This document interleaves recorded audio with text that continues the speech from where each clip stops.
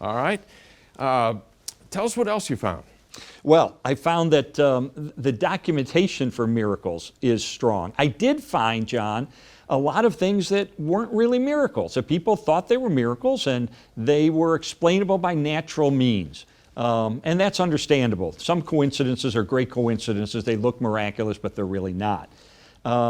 So the way I tried, the grid I kind of used to determine if a miracle occurred was, do we have solid documentation? Do we have multiple eyewitnesses who have no motive to deceive?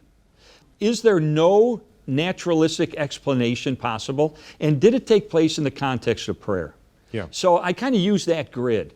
And what I found fascinating is that there have been some scientific studies in recent years.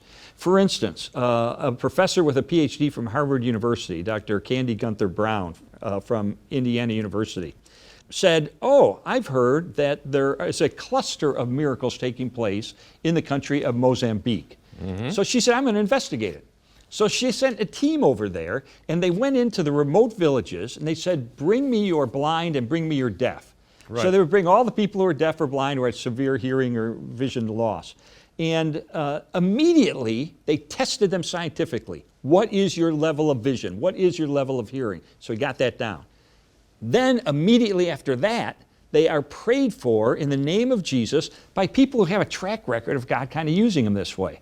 Then, immediately after that, they were scientifically tested again. Is there any change? Well, guess what they found? In virtually every of the 24 subjects, in virtually every case, there was improvement after this prayer. In fact, get this, the average improvement in visual acuity was tenfold.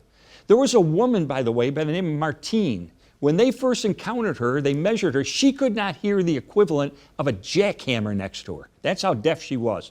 After 10 minutes of prayer in the name of Jesus, she could hear normal conversations. Yep. So they were so blown away by this, they said, we need to see if we can replicate this.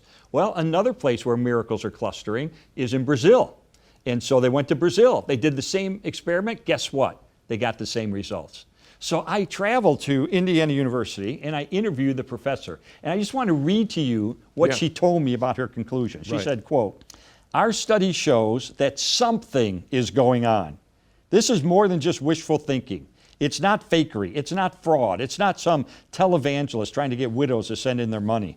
It's not a highly charged atmosphere that plays on people's emotions. Something is going on. Yeah. And John, I would suggest it's something miraculous.